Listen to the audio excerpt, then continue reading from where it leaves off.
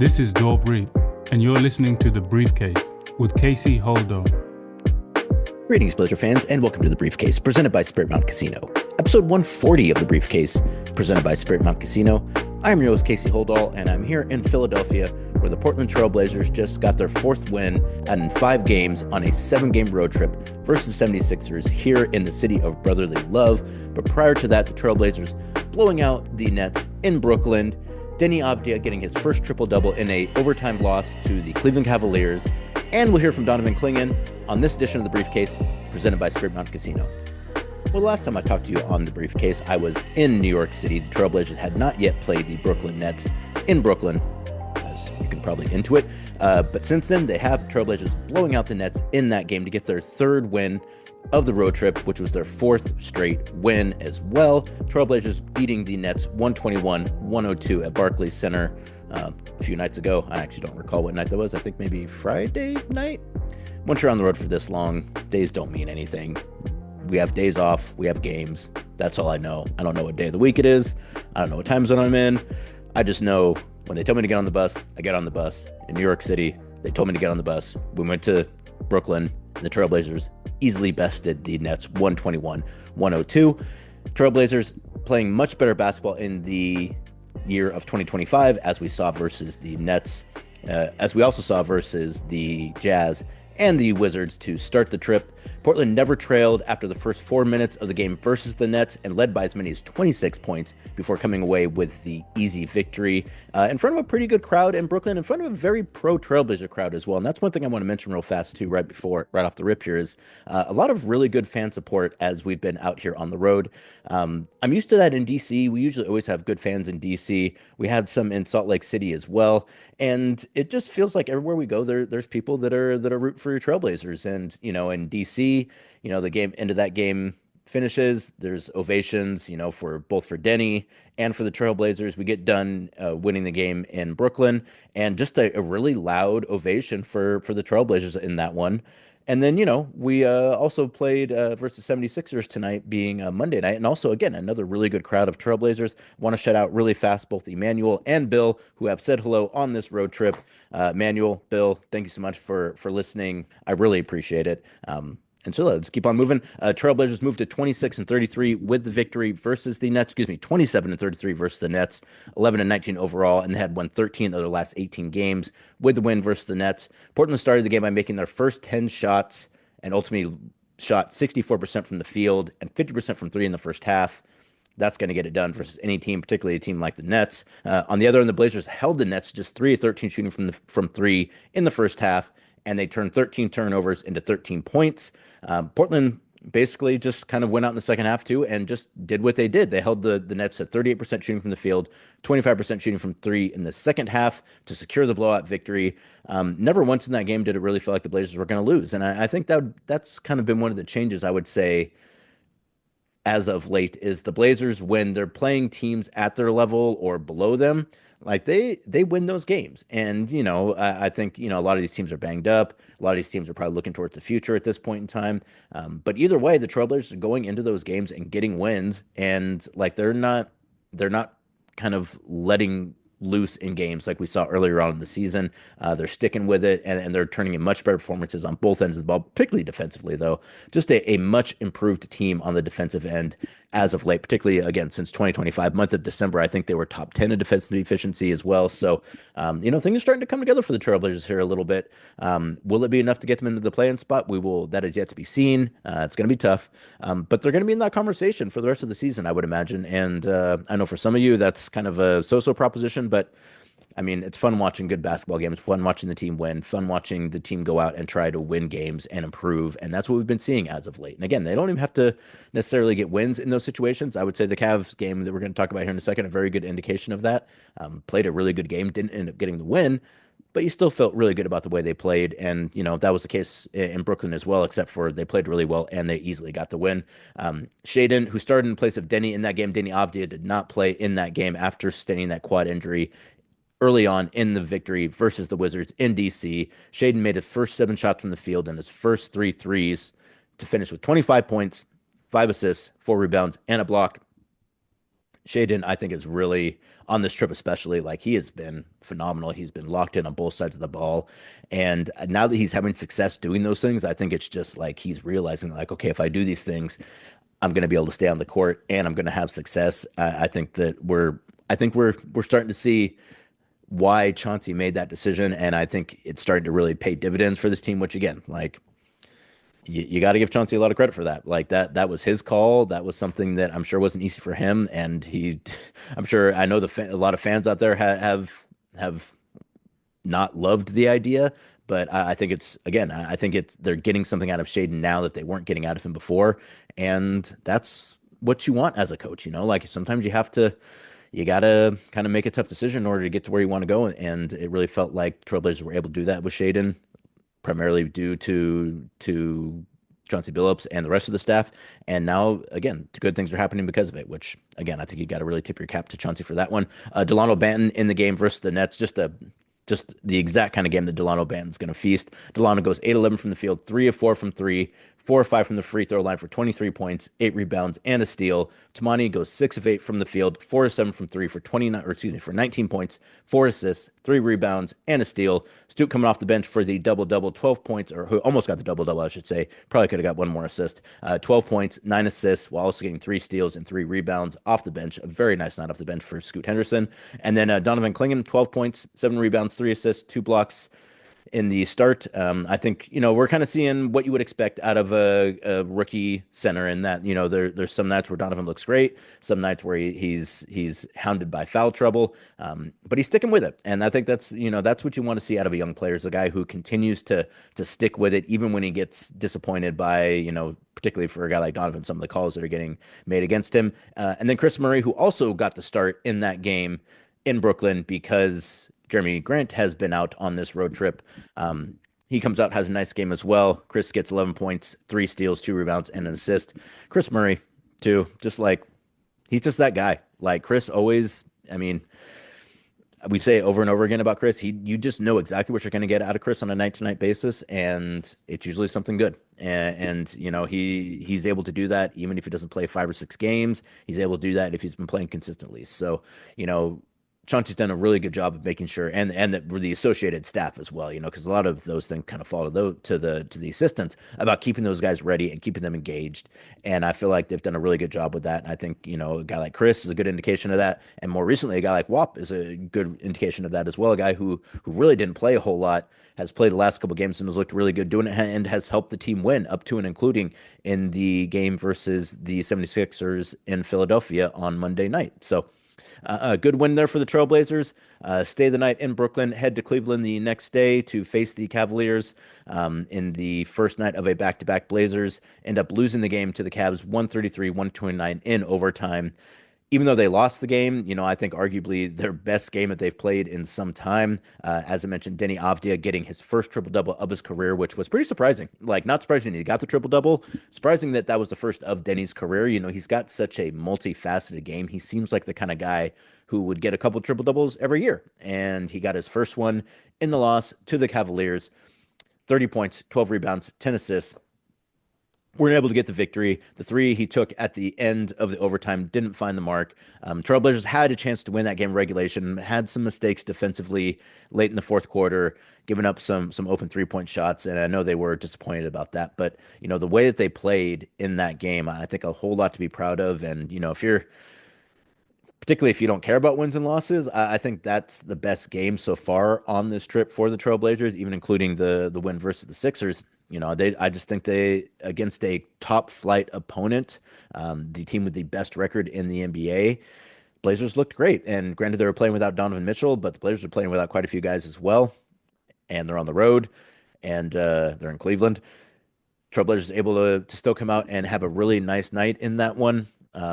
First, Deni Avdija getting the triple-double. First triple-double, as I mentioned, of Deni's career, 19th in franchise history to record a triple-double and the first one since Damian Lillard got one in March 6, 2023 at Detroit.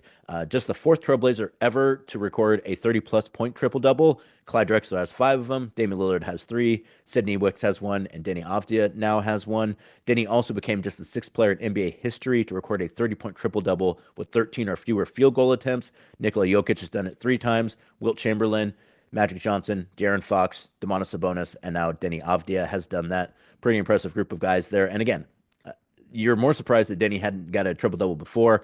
I would, well, I won't say I'd be shocked if he didn't get another one because triple doubles are hard to get, and he's had one in his career. But I'd be a little surprised if he didn't get another one this season. I could absolutely see Deni having the opportunity to do that. Once he gets going, he plays so aggressive, he plays so fast, he has such a desire to win that he's got the size, he's got a handle, so he's able to rebound, he's able to distribute, he's obviously able to score, he's able to get into the paint, he's able to shoot. So, those are all the things that you need if you want to be a guy who's a triple double guy. And Deni has all those skills. Now that he's got more of a role, I think we might see more triple doubles from Deni. Again, he's had exactly one in his career, so you don't want to go out and start predicting he's going to get them all the time. But he does seem to me like the kind of player who is going to be someone who is always going to be in a triple double watch. And I feel like he had been kind of circling that triple double for a couple weeks now, and he finally was able to get it in that loss to the Cavaliers. Unfortunately, it came in a loss, again, a really nice game for the Blazers. More about that game. Blazers led by 18 points in that game on a couple occasions. I think they led by 18 at one point in time, and then the Cavs kind of rallied back. Blazers pushed it back up to 17. A lot of that having to do with their defense as well. The Blazers I think they held the Cavaliers without a field goal from like the 4:30 mark in the second quarter until like the 9:30 mark in the third quarter. And again, versus one of the best offensive teams in the NBA in the Cavaliers, one of the best teams in the NBA in the Cavaliers, to be able to hold them to that kind of futility in the first half was really impressive. And this was a Cavs team that had done kind of something similar with the Celtics. Celtics jump out to a big lead. They're able to come back, and the Cavs end up winning that game. So even when the Blazers went up big, in the back of your head, you're like, well, if they were able to do that versus the Celtics, you imagine they're probably going to be able to do it versus the Blazers. Unfortunately, that was the case. Portland did end that first half on a 17-2 run.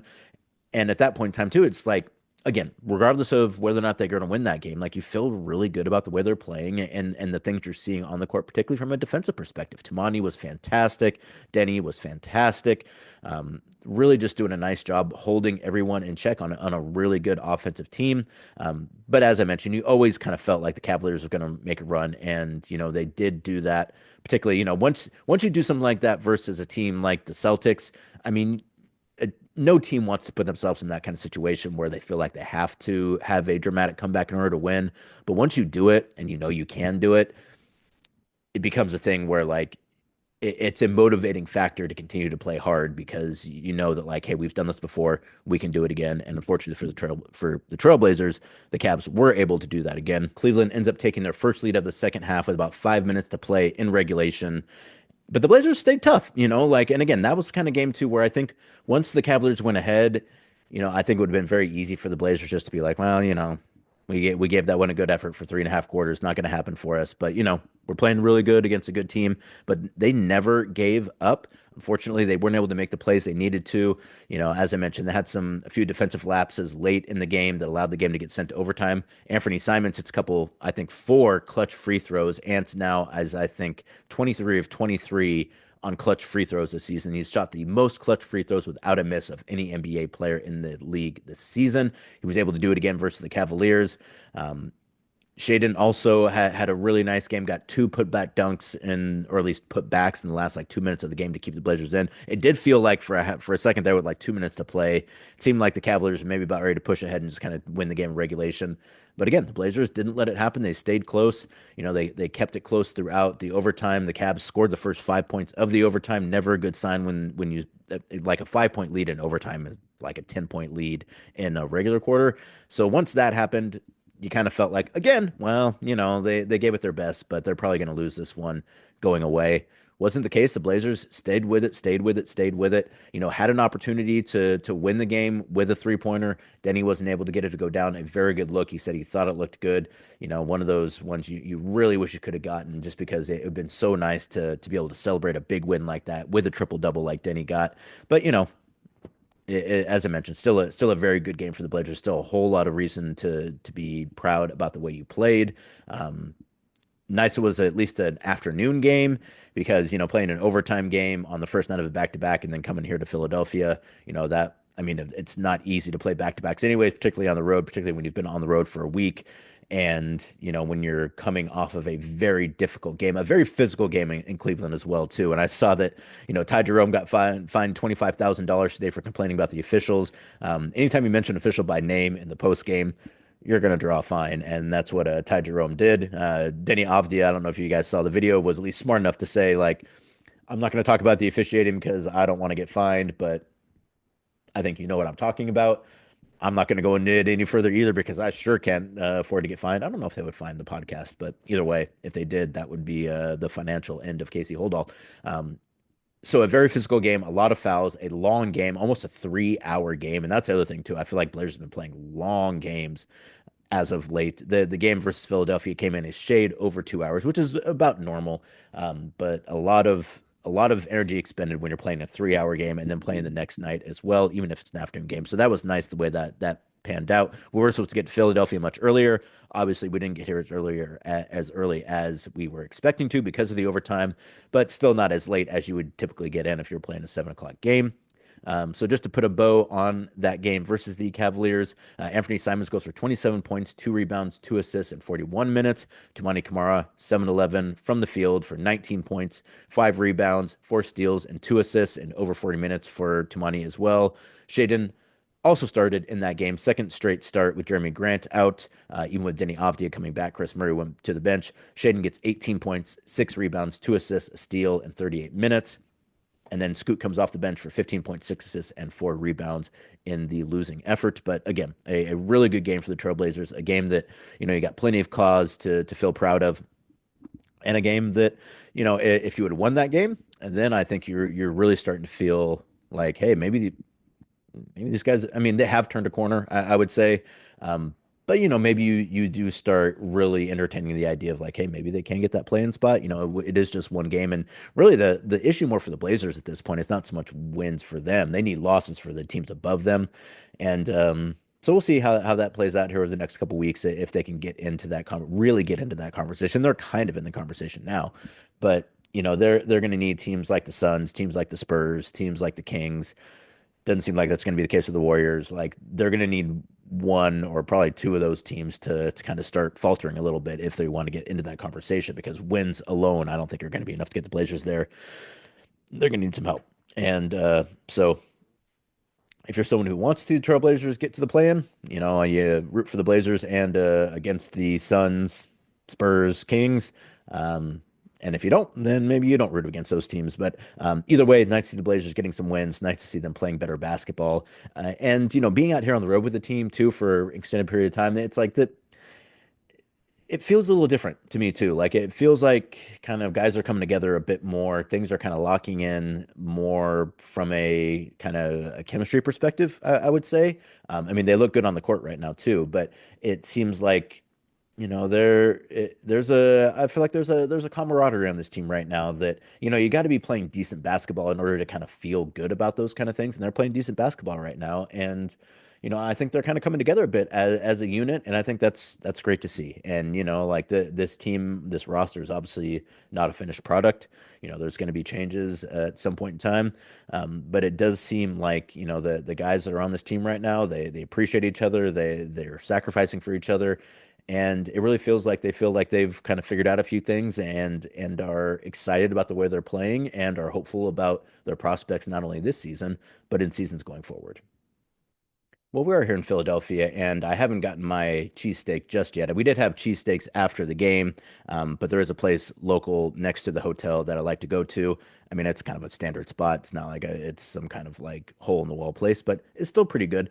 But you're always going to find a good meal at Spirit Mountain Casino as well. Whether you're looking for a quick bite or fine dining, Spirit Mountain Casino has the food specials that you have been craving.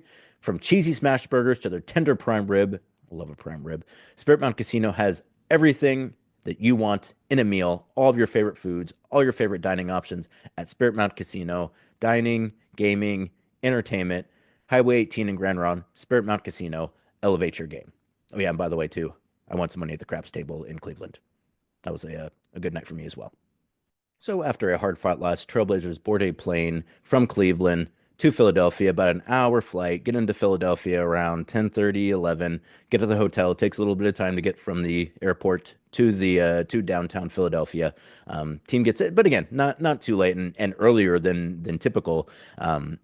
Playing the second night of back-to-back and end up getting the victory versus the Philadelphia 76ers 119-102 on Monday night here in Philadelphia.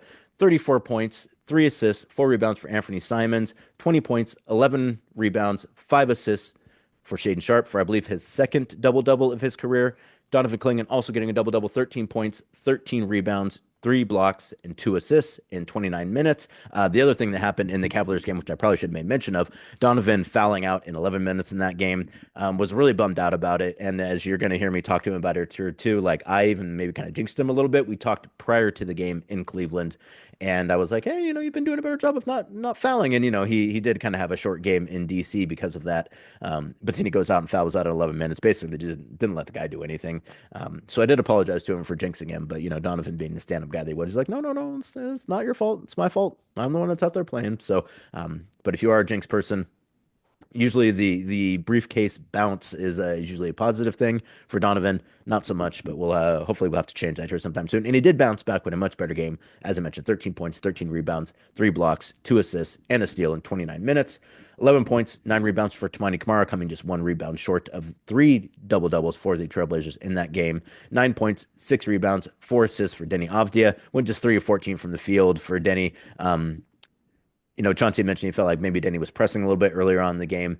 After you have a great game, you want to come out and have another good game and then get a win. But Deni just doing what he needs to do to cement that victory, and they were able to get that win. And then Duop Reith, the Jabari has been playing most of the backup center minutes with both DeAndre Ayton and Robert Williams out. But on Monday night, it was Duop, and Duop did a great job. 13 points, 5 of 6 from the field, 3 of 4 from three, 5 rebounds, 2 assists, 2 blocks, and 1 steal in 18 minutes for Duop. And he got singled out for praise, as he rightfully should have. Chauncey said that he felt like, Duop's shooting had given them an advantage in that game. And, you also understand, too, because the 76ers playing with Andre Drummond, so Donovan is kind of getting the minutes with Drummond and then kind of battling with him, a real physical, old school center battle between Donovan Clingan and Andre Drummond. And so then you introduce Dwop into that, and it gives you a little bit of spacing, a guy who is able to get around the floor a little bit quicker, and it really worked out for the Trailblazers versus the 76ers. Blazers, the 76ers kind of jumped out on them a little bit. You could tell the Blazers maybe just a little step or two slow getting into that game after, again, losing a hard-fought game in overtime in Cleveland the night before. So they're a little bit slow to get out of the gates, but, they end up really pushing forward in the third quarter. I think they end up outscoring the 76ers, let me get my box right here, by 15 points in the third quarter to take control of that game, outscore them by 7 points in the fourth quarter to come away with the 17-point victory. And again, a game where even in the first half, even when the Blazers were trailing, it's like, no, okay, they're doing okay. Like, they're not playing the best basketball right now. They do look a bit slow, but you figure like they're gonna kind of get this thing figured out as the game goes on. Also help too. The 76ers are struggling right now. They're playing without Paul George. Was a late scratch in that one. Tyrese Maxey had a pretty bad fall in that game, ended up playing 23 minutes and not return after that fall. Quentin Grimes, who had just put up 41 points, 14 points on 6 of 15 shooting for him. And Drummond had a really nice night too, 25 points, 18 rebounds. But again, Donovan getting 13 and 13 was able to negate that. Trailblazers in the second half basically just do a really nice job. Shaedon, I thought, had a really nice game in that one. Again, just really aggressive on both sides of the ball. And, again, dude, like particularly, I hope it's coming across on television because it's coming across live. That when you're watching Shade right now, like there's just a different energy to him right now. Like it really seems like, between the stuff that Chauncey and the coaching staff and Shaden's trainers have been working with him on, like it does seem like he is really kind of starting to figure out a few things, figuring out the level of effort and attention to detail that is required every single night in order to be successful. Like a guy like Shaedon has so much talent, and I think sometimes, he maybe just kind of coasts on that talent a little bit. That works sometimes. It's not going to work on a regular basis in the NBA. And so if Shaedon is able to get to a point where he can just continue to bring the same consistent effort and energy to games, I mean, it really puts Shaedon back on the track of being, a real cornerstone of this team. And, he's playing really good basketball as of late, really good basketball on this trip. Really curious to see how he does in the next two games versus the Celtics and the Thunder. I mean, obviously, the game versus the Cavs, not an easy game, but finishing off the trip versus two of the best teams in the NBA, very possible the two teams that will be facing each other in the finals this year in the Celtics and the Thunder. That'll be a really good test for the Trailblazers. And, I think at this point too, um, I would say a month ago, I think, when the Blazers are going into games, I imagine they're probably not getting the best effort from some of the teams they're going up against.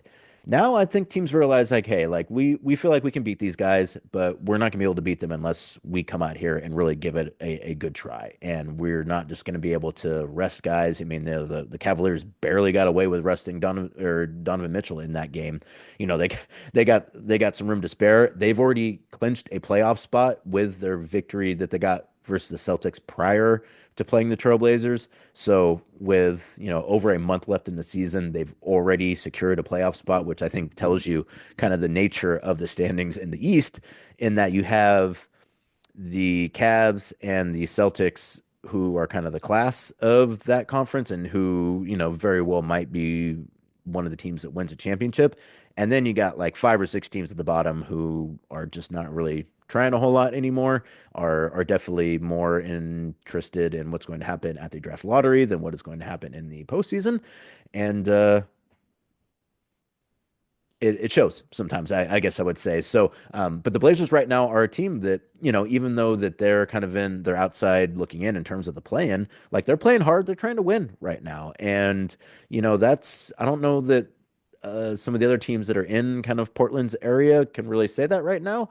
And so I think sometimes, prior, I think maybe teams would assume like, well, this is the Blazers record, this is the way they've been the last couple seasons, they're they might they might be able to catch us or sneak up on us for a quarter, maybe even a half, but they're not going to be able to beat us.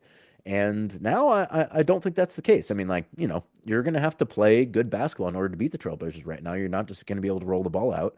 And, I think for fans, that's what you expect out of a team. And, you know that they're still rebuilding and they're still trying to improve and there's still, quite a bit of room to grow for this team. But when when you're watching an 82 game season, you want to see a team go out and compete, and they have been doing that recently. So I really feel like, this road trip could have gone kind of one of two ways. They could have played the way they have been playing, and kind of, I wouldn't say necessarily they're not getting themselves into the playoff conversation, but they're at least staying close enough to where they could become part of that conversation. And it could have gone the other direction where they could have just dropped all those games. And at that point in time, then you really feel like, yeah, let's just call this thing and do what we got to do. That's not the case. They're going out, they're trying to win. They're doing a very good job of it right now, and it's fun. It's fun to watch this team play. It's fun to see fans in the arenas, even visiting Trailblazer fans, be excited about the team. And that's something that, we haven't maybe seen as much as we would have liked to have in the last couple seasons. So seeing it now, I think it's a great thing. I don't really care a whole lot about kind of how things are going to shake out in terms of what that means for their draft lottery. Like they had, some of the best odds last year and they ended up getting the seventh pick. So, you know, luck plays a big part in it too. I'm definitely one of those people that feels like when you do the right things, usually you get rewarded by the universe. So I think going out and playing your hardest and trying to entertain your fans and give them something to look forward to on a night to night basis is a good thing. And I hope the Trailblazers get rewarded for it. I know that fans are being rewarded for it, and those of us who cover the team are being rewarded for it. It's just a lot more fun, a lot more interesting to cover a team that is playing for something, and it is trying to compete, and has a goal, and is trying to get to that goal by doing X, Y, and Z. And so I think that there's again, this trip has been a really nice trip for this team so far.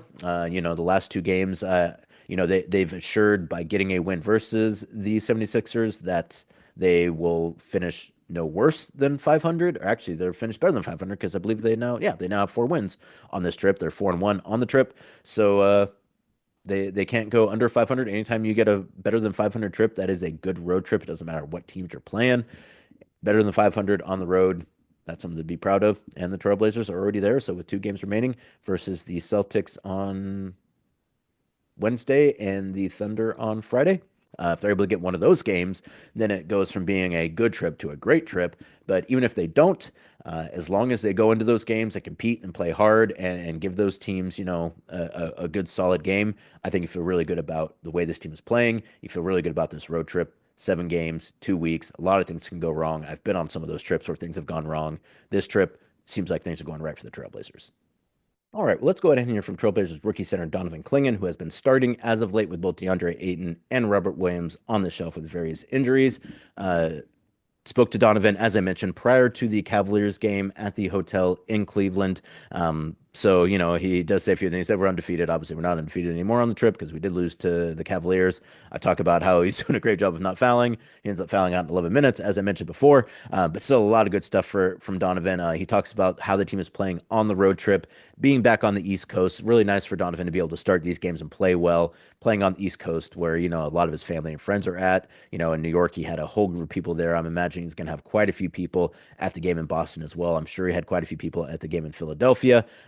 And that's great too. Picking when you're a young guy, Donovan just turned 21 years old. To have some fan support with your family and your friends, people you're accustomed to seeing. This is the first time that Donovan's ever been away from home. I think that's a real fun thing for him, and to be able to get wins in those kind of situations as well, I think just makes it all the sweeter for Donovan. Also part of that sticker request, which we talk a little bit about as well, being the last center that is remaining on the team, or at least the last kind of standard center. Obviously, you got Dwop, you got Jabari, who are playing great minutes at center, but the center rotation to start the season had 3 guys. Now it's got 1 guy. So Donovan talks about that and kind of how he goes about dealing with that thing as a rookie, his conditioning and kind of the strides he's made there and what he still needs to do to keep improving on that side, setting screens, and whether it depends on who he's setting a screen for, what kind of screen he's going to set, which I thought was some pretty interesting stuff from Donovan as well.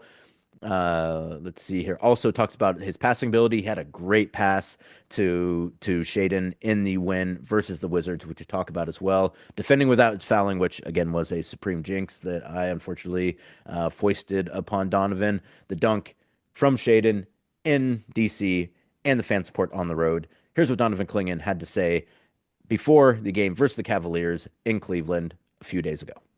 I'm here with Donovan Clingan in Cleveland. Donovan, first off, how are you doing? I'm good. I'm obviously 4 in a row now, so feeling good and just trying to win more games. Absolutely. As a young player, too, I imagine that wins and losses, maybe you feel it a little more than some of the other guys on the team who have maybe been around a little bit. Like, can you tell the difference in kind of your mood or not, or the way you're playing, depending on how well the team is playing? Yeah, I feel like, everyone is in great mood. Everyone's, playing well. When, we're winning, we're playing for each other. And, that's what we've been doing, these past couple of months. And, we're going in the right direction.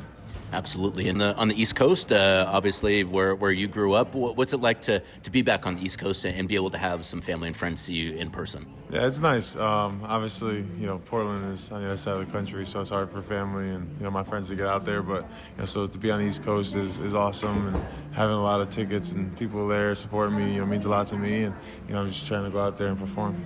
People always talk about the tickets as in like, well, you got it's a little bit of a responsibility. How are you doing dealing with the ticket requests?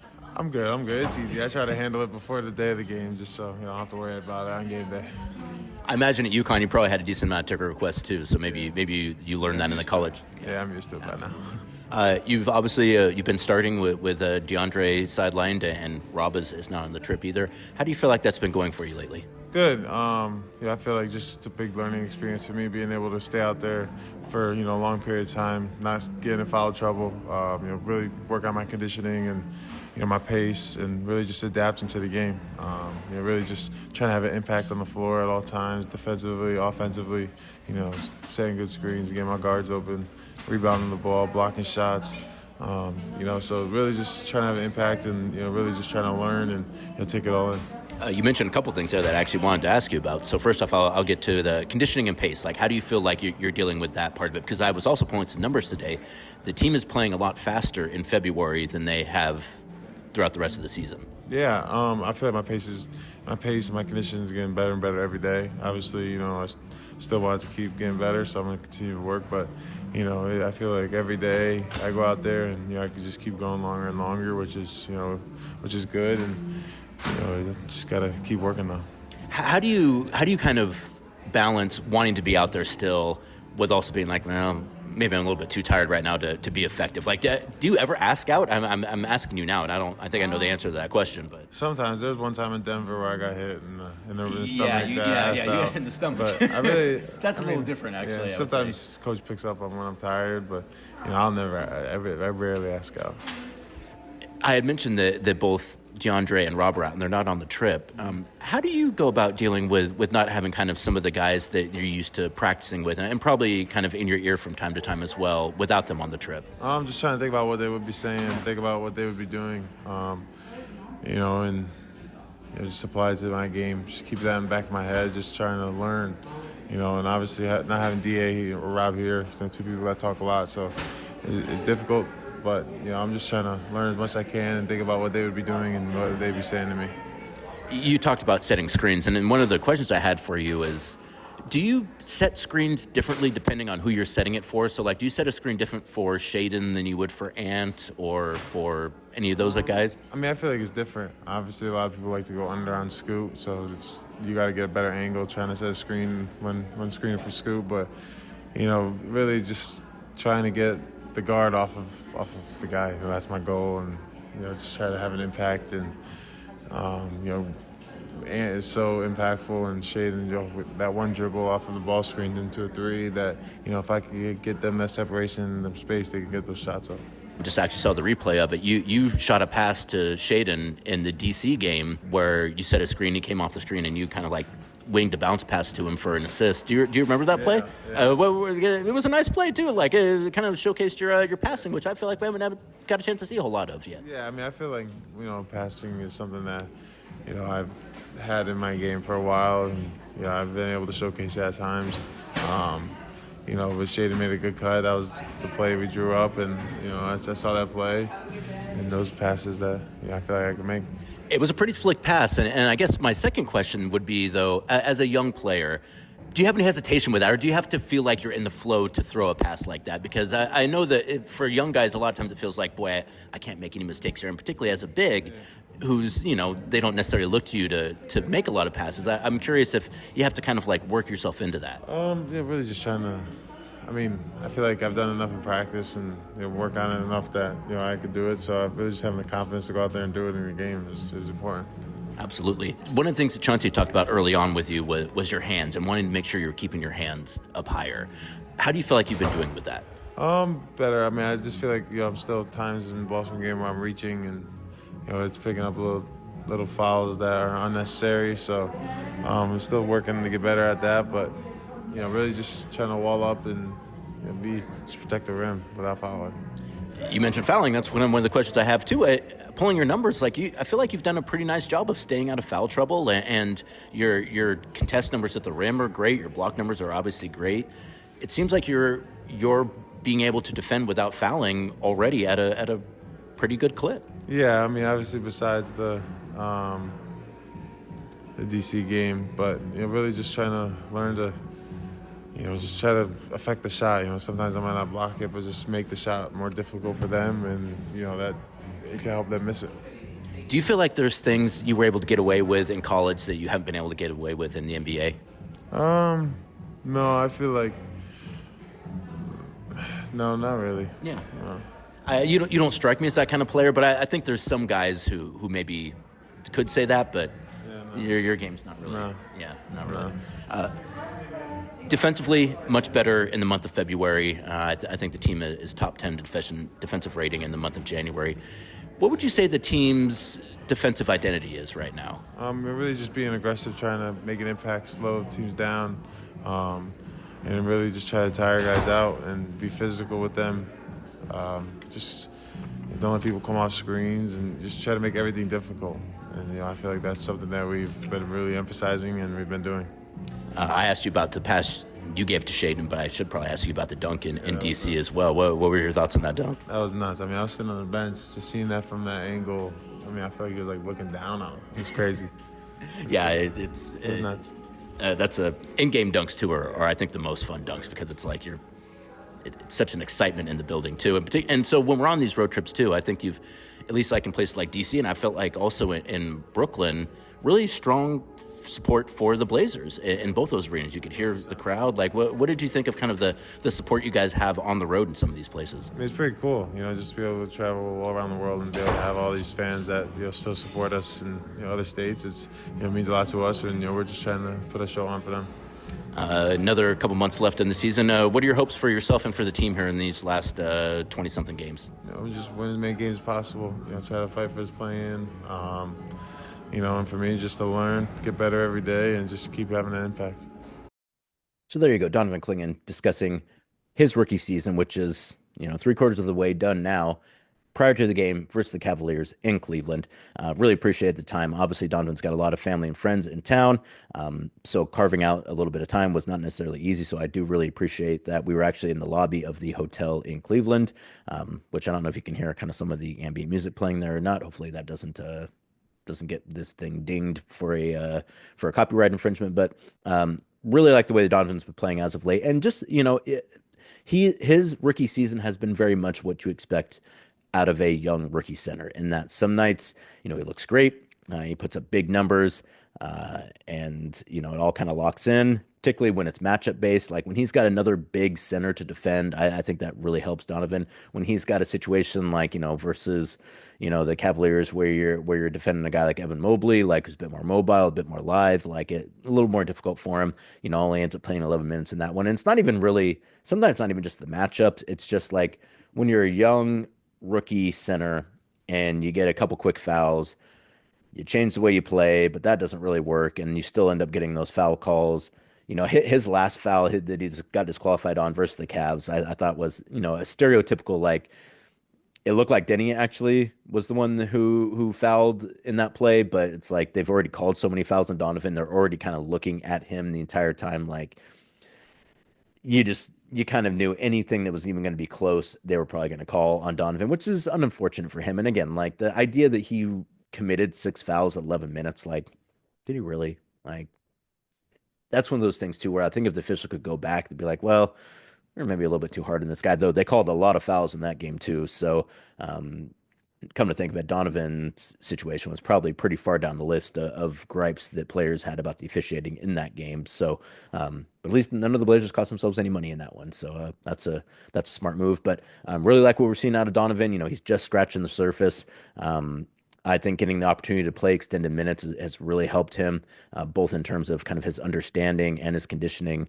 And, I would imagine he's probably going to continue to play a lot of minutes here. I had no idea kind of what the situation is going to be for the rest of the season with both DeAndre and Rob.